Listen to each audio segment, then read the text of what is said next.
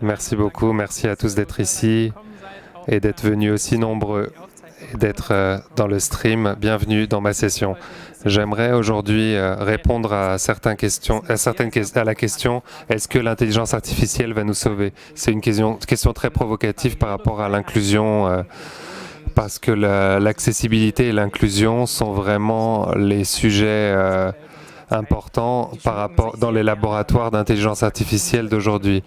Et est-ce que j'aimerais bien pouvoir dire que la technologie permet de dire que tout est vraiment bien fait avec la technologie, mais je vais justement vous montrer et vous parler de ça.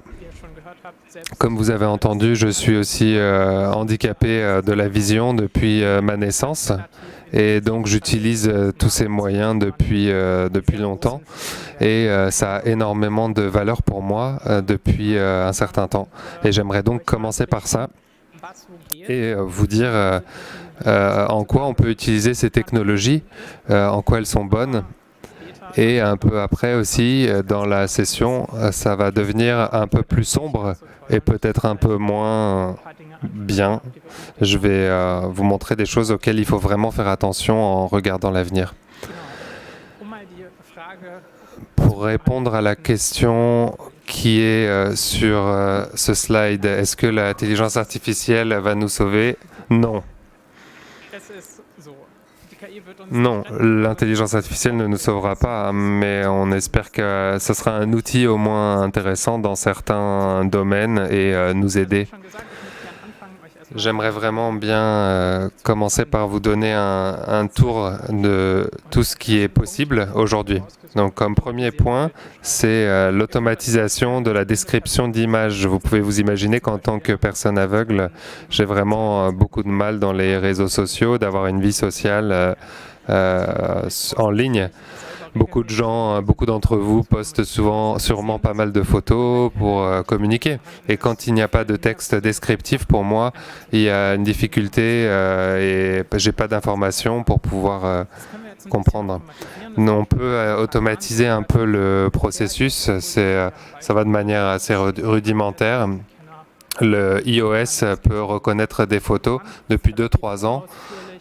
C'est pas très détaillé, pas très décrit, avec très peu d'informations, mais peut-être pour une petite description, c'est déjà suffisant et ça permet de retrouver des photos dans votre propre bibliothèque. Ce qui est arrivé l'année dernière, c'est les modèles de langue multimodaux comme GPT-4. Vous en avez sûrement entendu parler, on peut uploader une photo et à partir de la photo, on peut avoir une description beaucoup plus détaillée avec beaucoup plus d'informations. Et ici, on a par exemple tous les détails qui sont principalement corrects et c'est vraiment très intéressant. Il faut quand même faire attention que le texte de sortie soit vraiment correct et c'est dur pour moi de le vérifier, mais je trouve ça super.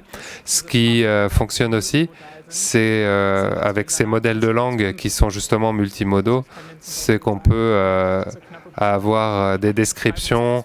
On peut réduire le niveau de détail de la description qu'on veut avoir. Par exemple, si je suis dans un musée et que un texte ou un poème est plus parlant qu'une image, je peux lui demander de me générer une chanson ou un poème plutôt que l'image. Et je trouve que c'est une possibilité géniale qui jusque-là n'était pas possible.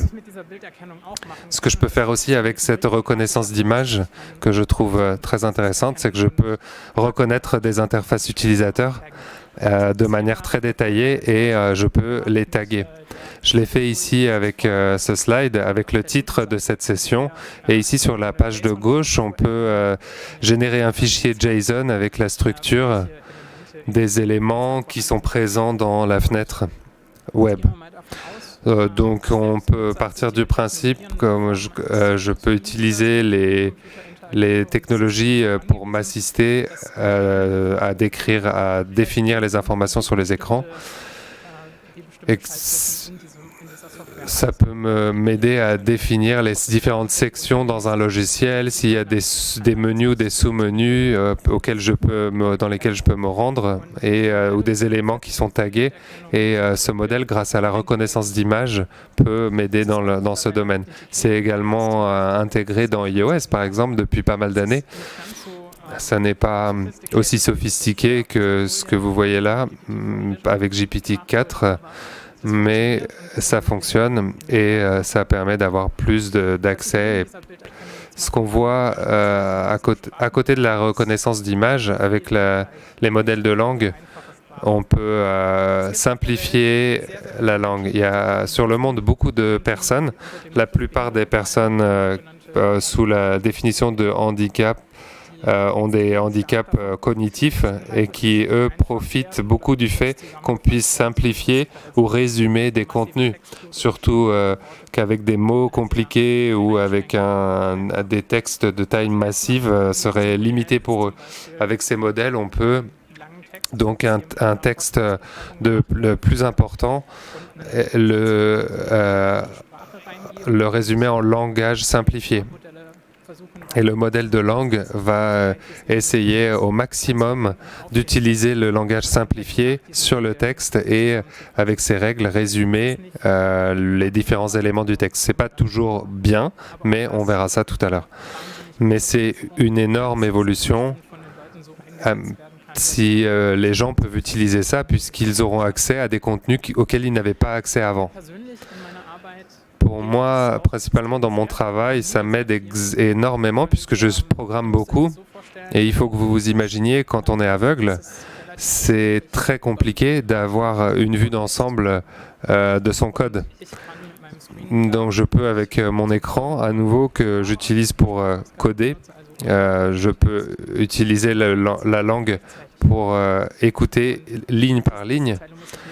Et derrière, je peux me souvenir de la ligne et je peux générer mon code par rapport à ça. Ça se passe dans ma tête. Je peux aussi utiliser mon code pour l'ajouter dans ces modèles pour avoir une définition ou une description et savoir ce que je peux faire avec ce code. Ça facilite énormément mon travail au quotidien et ça augmente bien sûr ma productivité et me permet d'être dans plus d'équipes logicielles et de travailler de manière normale avec ces personnes grâce à cette technologie. Beaucoup mieux qu'avant.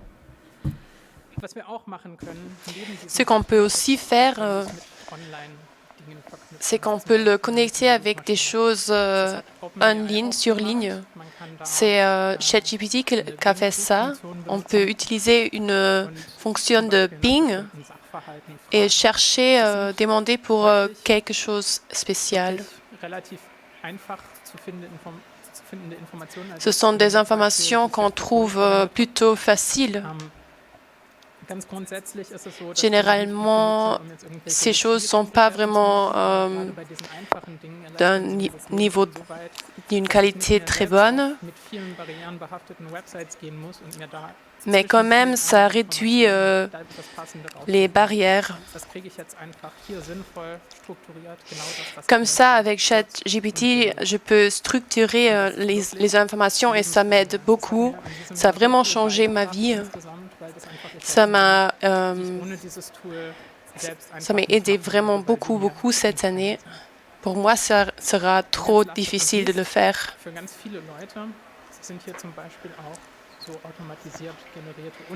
Utilisé pour beaucoup de personnes, ce sont aussi les sous-titres qui sont créés d'une façon automatique.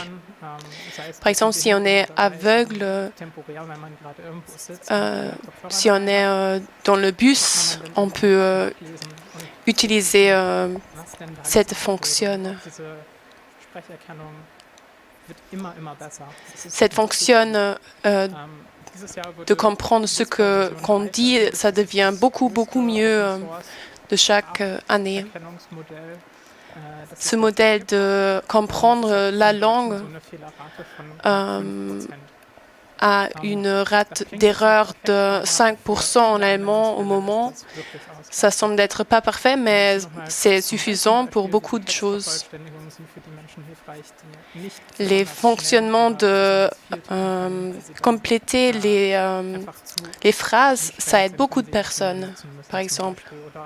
Comme ça, ils n'ont pas besoin d'utiliser leurs mains.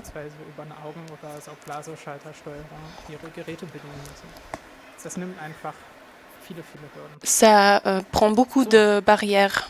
Ça réduit les barrières.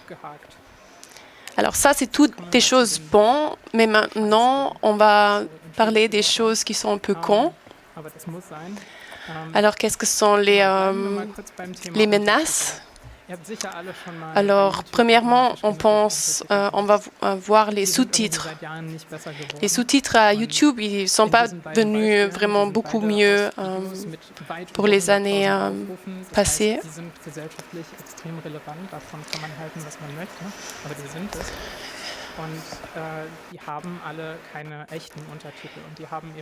Mais il y a beaucoup de vidéos qui n'ont pas vraiment de sous-titres qui sont bien générés, mais ils ont beaucoup de relevance sociale. Mais ces sur-titres générés d'une façon automatique, ils ne sont pas vraiment contrôlés.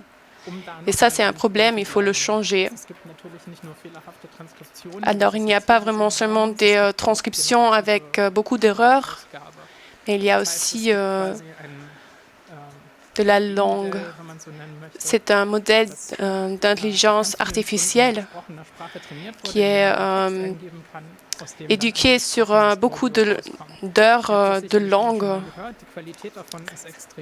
Cette qualité est très, très, très, très forte, mais cette technologie a le problème qu'il y a beaucoup de problèmes, qu'il y a beaucoup de texte qui est ajouté qui n'est pas juste. On les appelle les natural voices, les voix naturelles.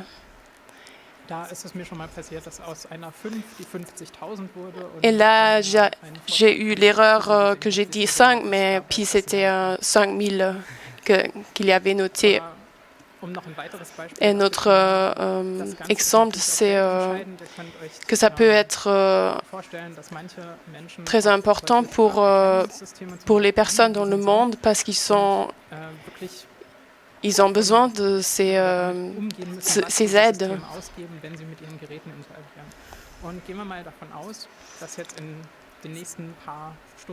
Alors, si on pense que COVID-23 va être découverte dans les prochaines heures, mais ce software ne va pas comprendre ce que ça veut dire le COVID-23, comme il n'a jamais entendu parler de ce mot. Et j'ai essayé ça avec ma machine de laver et j'ai mis quelque chose.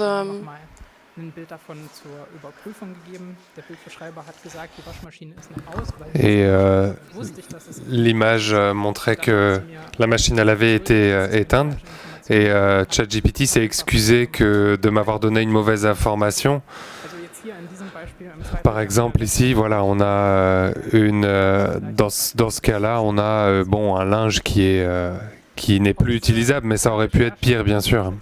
La recherche dont je vous ai parlé sur des éléments complexes, on a dans cet exemple ici, c'est une recherche où j'ai eu un résultat sur les 10 que j'ai demandé. Et le pire, c'est qu'un des résultats a été complètement inventé.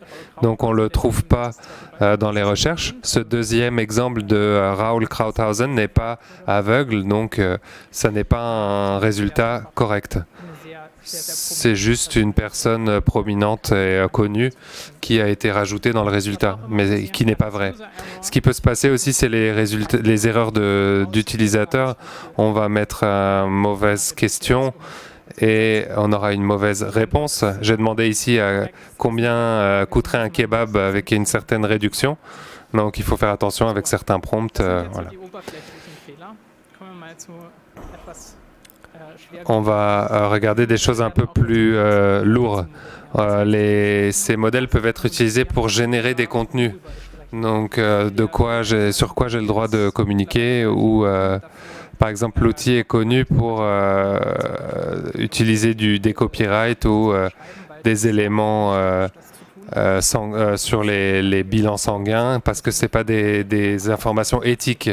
Donc, il ne me dira pas d'informations détaillées sur les handicaps ou pas. Mais dans les réseaux sociaux, on aura les mêmes problèmes ou avec les chatbots. Ça peut nous donner des informations qui sont contradictoires ou ce qu'on voit pas forcément, mais qui est là également, c'est les biais, bien sûr, dans ces modèles qui sont systématiquement stéréotypés, la stéréotype sur les gens. Et une des générateurs d'images d'intelligence artificielle, quand on demande une photo d'une personne aveugle, 6 fois sur 6, on aura un homme assez bien habillé, aveugle, avec des lunettes foncées, ou alors dans un des cas, il a même un foulard sur les yeux et il a bien sûr son bâton de personne aveugle.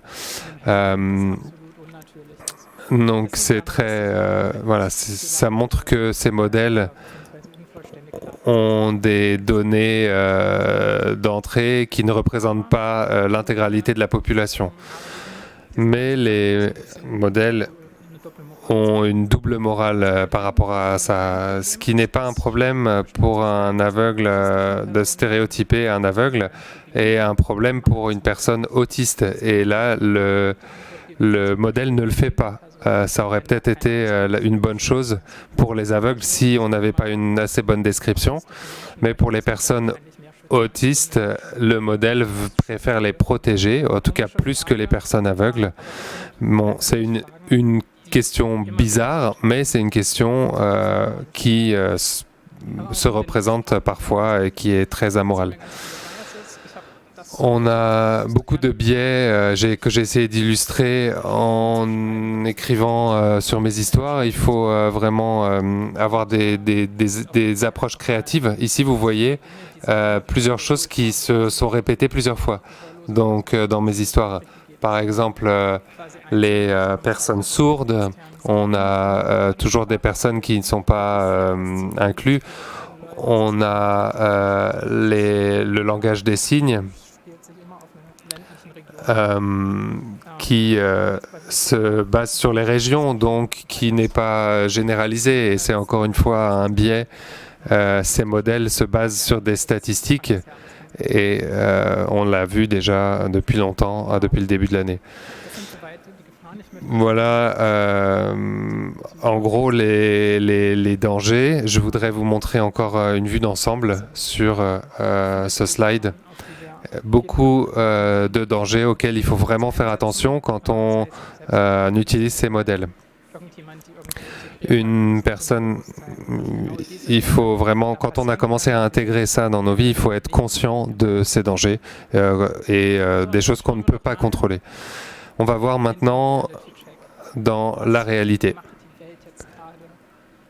Que fait le monde aujourd'hui avec ces technologies? Je vous vois pas très bien dans la salle, mais avez-vous déjà entendu parler de overlay d'accessibilité? Il y a très peu de personnes, je pense. Et j'aimerais justement vous raconter quelque chose sur ce sujet. Que faisons-nous quand on voit une nouvelle technologie avec beaucoup de potentiel et qui fait beaucoup de choses énormes? On va on va créer une start-up. Et cette start-up va créer des overlays ou des outils de gestion de contenu. Je vous en ai mis quelques-unes ici. Il y en a beaucoup plus. Et elles ont toutes des noms très sympas comme Accessibility, UserWay. true abilities, equally AI. Et ça serait vraiment beau si ces entreprises avaient vraiment des technologies adaptées aux personnes. C'est ce qu'elles disent, c'est ce qu'elles prétendent. Leur mission leur dit qu'ils créent un monde sans barrières, un monde accessible. Mais si on regarde démographiquement, à quoi ça ressemble, qui a les moyens? Les personnes avec des handicaps ne sont sûrement pas les personnes qui peuvent se le permettre. Donc, qu'est-ce qu'on fait? On les vend aux États ou aux entreprises qui ont l'argent. Et au final, ça ressemble à ça. Une start-up crée un produit, un logiciel. Une entreprise ou un État l'intègre dans sa solution. Et cette solution qui promet d'être en un clic unique, et voilà, tous tes éléments sont sans barrière, accessibles. Et une fois que c'est déployé, les utilisateurs, les citoyens peuvent utiliser l'outil créé par l'État et ils ne peuvent plus se sortir de cette situation. Et donc, vous avez vu par rapport à ce que je vous ai montré, l'illustration que ces modèles ne sont pas adaptés pour créer vraiment un monde sans barrière. Et quand on a énormément d'éléments qui rentrent en jeu, ces solutions ont leurs limites.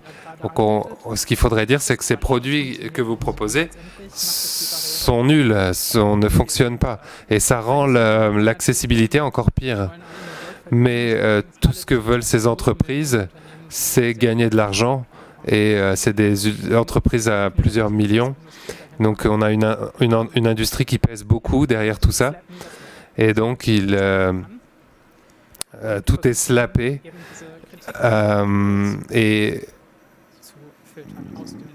ils essayent de filtrer toute la critique pour la supprimer du net. Et malheureusement, ils ont beaucoup de succès dans leur stratégie. Il y a beaucoup de gens connus dans la communauté accessible. Ici, on a le site internet d'Adrian Roselli. C'est un des experts de l'accessibilité en ligne qui est très actif sur son blog. Il dit que ce qu'il fait ici, tout ce qui est fait avec l'intelligence artificielle n'aide pas pour l'inclusion. Il est maintenant en procès. Il a reçu des documents de dizaines de pages qui ne sont pas accessibles d'ailleurs. Et il est devant un tribunal français qui, avec une entreprise avec un vendeur de overlay justement, qui lui demande une amende très élevée pour les critiques sur son entreprise. Tout n'est vraiment pas bien, c'est vraiment de la merde. Comment est-ce qu'on peut voir l'avenir de manière plus positive avec un peu plus de régulation dans ce système-là? J'ai essayé encore une fois de visualiser. L'État régule l'accessibilité, les outils d'accessibilité, et au lieu que ces outils soient proposés à l'État, à la place, les citoyens ont accès aux produits directement quand ils en ont besoin. Et bon, en général, ils sont intégrés dans les produits déjà. Je vois une tâche, mais en fait, ça devrait plutôt ressembler à ça. On voudrait plutôt que cette partie logicielle soit open source pour que les gens puissent vraiment voir ce qu'ils utilisent et qu'ils puissent aussi avoir une influence sur les outils qui sont importants pour eux.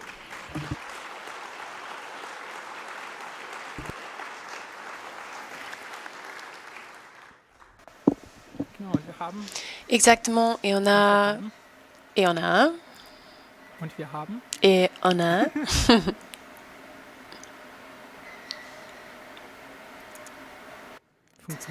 Est-ce que ça fonctionne?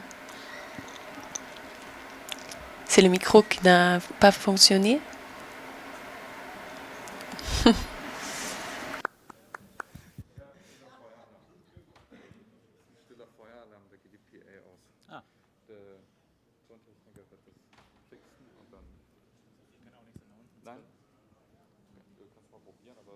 Jo, nee.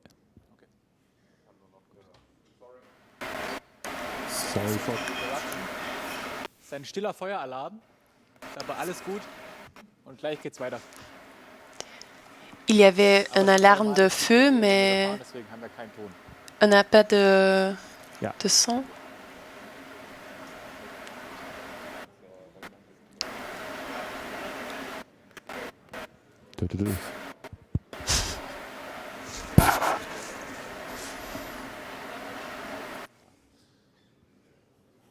Wir warten kurz, gehen kurz in uns, lassen das Gesagte schon mal sacken und geht gleich weiter. Une alarme d'incendie Genau. Ich schon mal silencieuse. Fragen für die Q&A und genau, wir fragen die KI gleich, wenn es weitergeht. On va demander l'intelligence artificielle pour demander quand ça va continuer.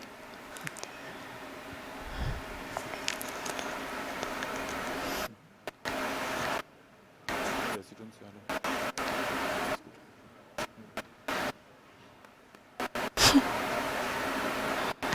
Ja, das kommt, ist die Frage.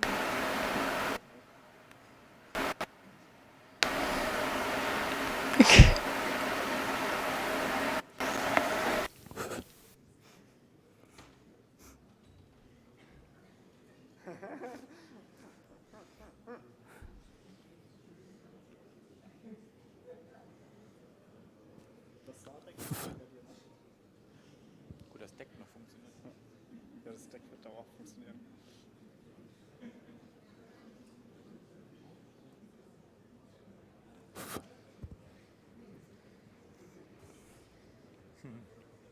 Crazy.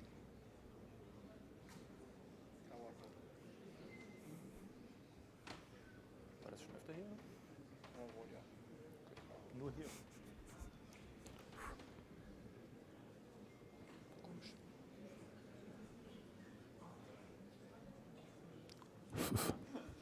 Jetzt haben die wieder. Na klar, das Stream läuft weiter, ja. Logisch. Ja. Nur auch ohne Ton. Nous vous prions de nous excuser, mais il y a un petit problème technique à cause d'une alarme à incendie. La session devrait reprendre incessamment sous peu. Merci de votre patience. Jetzt warten wir, bis Achso, die wieder okay, die müssen funktionieren. jetzt wieder Wir anschalten. können nur abwarten, bis die Haustechnik hinkriegt. Okay, verstehe. Gut. Wir können da nichts dran ändern. Was denkst du, wie lange dauert das? Zwischen 2 und 10 Minuten, je nachdem. Irgendwann funktioniert es plötzlich wieder. Gut. Aber hatten wir hier schon öfters. Ja, und halt hier fast. Hier. Perfekt. Ja, dauert kurz. Ja. Weiß man, wo der ausgelöst wird oder so? Weiß man nicht. Ruf einfach an, falls bei dir irgendwas sich ändert. Lalala.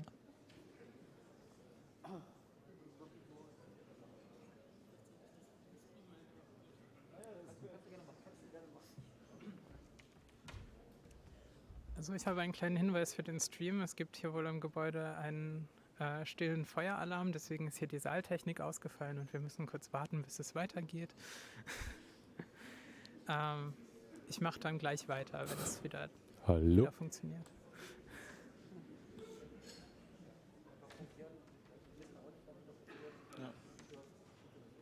Jo, jo.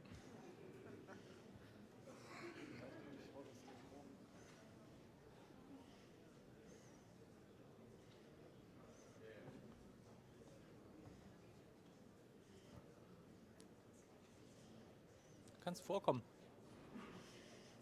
Kannst vorkommen.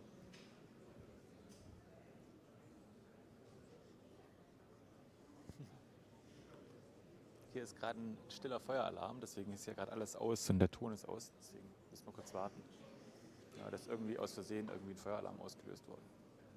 Deswegen haben wir gerade keinen Ton in die Mikrofone und so. Geht wieder? Oh, geht wieder. Sehr gut. Ja, weiter geht's. Danke für eure Geduld. Alors on reprend. Merci beaucoup pour votre patience. So geht wieder. Prima. Alors Was ist génial. denn, wo wir stehen geblieben Je ne sind? sais plus où je me suis arrêtée.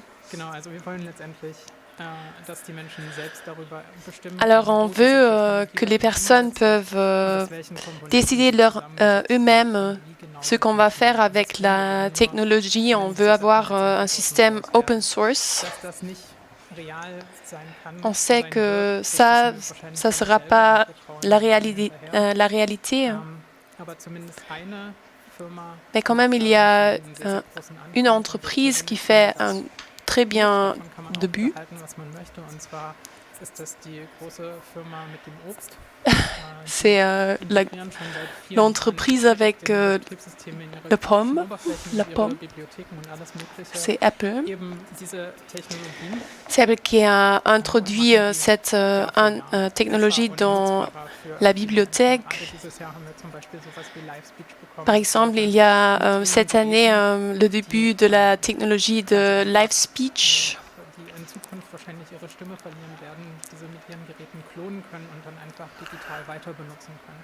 Das ist für viele Menschen ein großer Gewinn. Et ça Und das ist on-device und est très utile pour beaucoup de personnes. Also das ist wirklich Ça, c'est vraiment Implementierung davon, wo die Menschen entscheiden können. l'introduction d'une façon qu'on peut, les personnes qu'on introduit eux-mêmes s'ils veulent.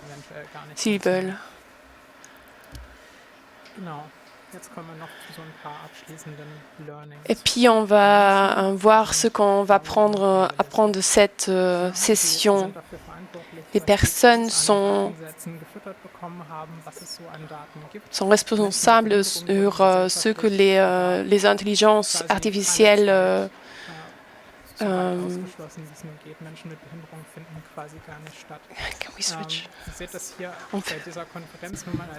J'aimerais prendre l'exemple ici, dans cette conférence, il y a eu 3 sessions avec des personnes, par des personnes handicapées en situation de handicap sur des centaines de sessions présentées. Alors que la prévalence de personnes handicapées dans la société est bien plus élevée que 10%. Donc ici, on a quand même, c'est déjà beaucoup plus élevé que dans d'autres conférences, mais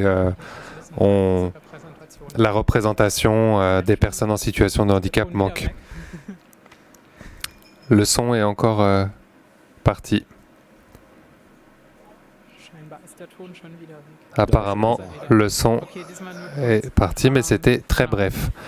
Les personnes avec des, s'ils veulent l'accessibilité générée par IA, trouvent ça bien, mais et ne vont pas aller vérifier et contrôler, alors que ça peut être des petites choses, des détails qu'il faudrait reformuler, mais souvent par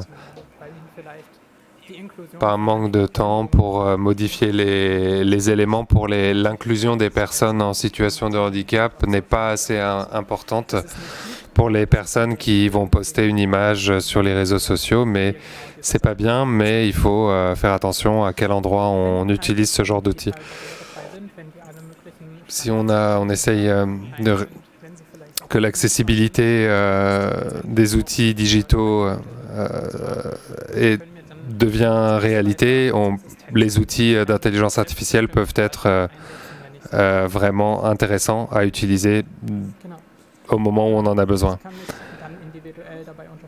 Vous pouvez m'aider de manière individuelle. L'intelligence artificielle peut m'aider à utiliser certains programmes de manière autonome. Certaines personnes vont me donner une description quand une description me manque en général, mais l'IA va pouvoir m'aider à le faire ou va pouvoir m'aider à savoir à quel moment je vais avoir besoin de demander à autrui de l'aide. Donc je peux utiliser ça pour éviter d'avoir toujours à demander une assistance. L'IA ne sera jamais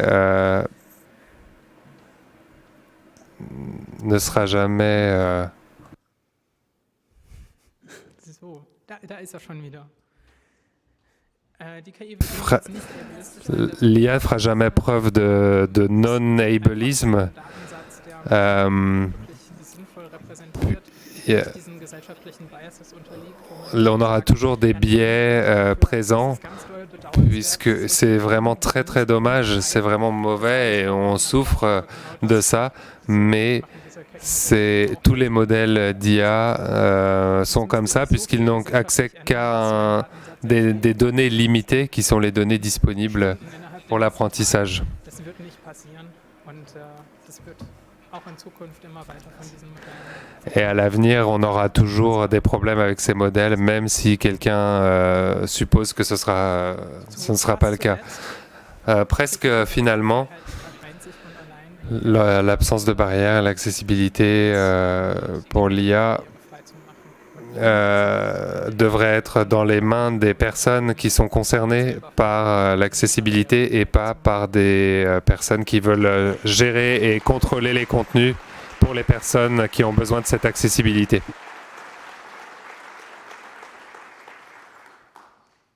Denn Assistenz ist kein Ersatz für Barrierefreiheit. L'assistance n'est pas un remplacement à l'accessibilité. Nicht barrierefrei, wenn eine Rollstuhl Vous pouvez imaginer un restaurant ou un bar, si il y a quelques marches, la personne peut obtenir de l'assistance pour monter quelques marches, mais il y a toujours un risque et c'est pas comparable à l'accessibilité.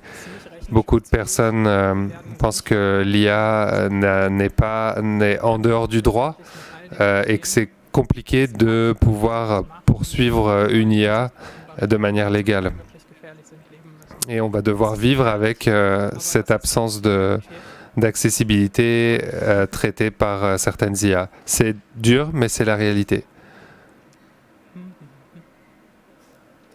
Et le son a disparu à nouveau.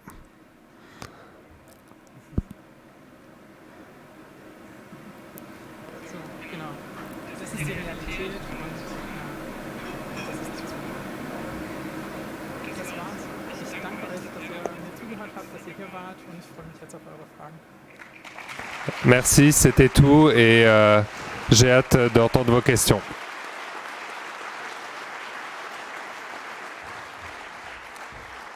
Sehr, sehr interessant. Casey, herzlichen Dank. Très für très deinen intéressant, interessanten Casey. Vortrag. Merci beaucoup pour ta session. On a encore un peu de temps pour des questions.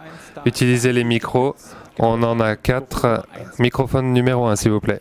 Salut, merci pour cette session très intéressante. Tu as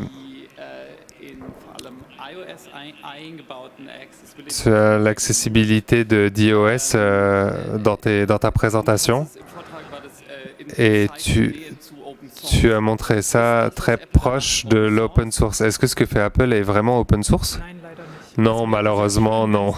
Ça serait bien si c'était le cas. Können wir eine Petition Mais peut-être qu'on peut commencer une pétition pour qu'ils le rendent open source. Fantastique, merci. Gut, wir fangen. Mikrofon Nummer 3, genau. Micro numéro 3, merci beaucoup pour la présentation.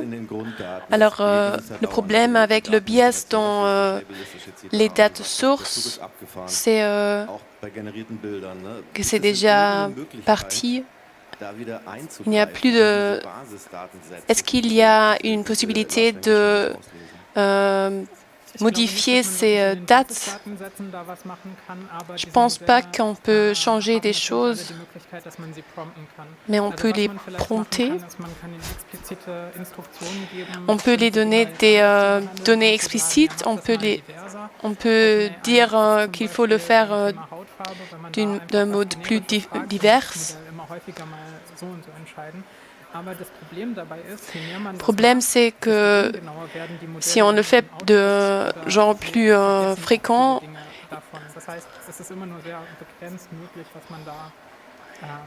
les modèles aussi ne pas y pensent. Et les modèles, ils ne peuvent plus parler d'autre chose. Ça devient plus random. Moi, j'ai vu que les modèles s'excusent.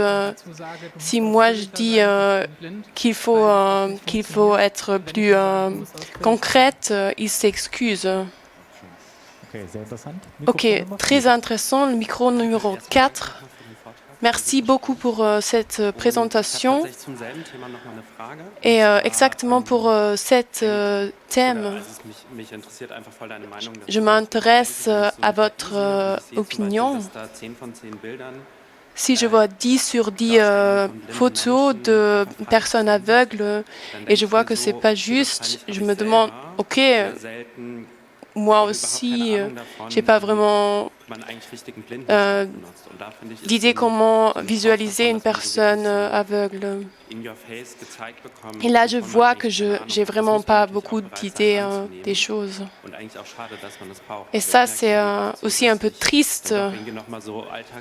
Alors là, je vois que les choses du quotidien, il faut que je les vraiment comprends beaucoup mieux. Alors, tu veux dire quoi exactement? Oui, exactement. Ça me montre que beaucoup de personnes ne comprennent pas vraiment. Alors, par exemple, les intelligences artificielles ne le font pas de façon juste, mais on voit vraiment que c'est la société qui n'a pas d'idée claire des personnes aveugles. C'est un miroir de la société. Ok, alors micro numéro 1. Merci beaucoup pour cette présentation. Alors je me demande si tu as parlé de tes expériences de développeur, de développerie.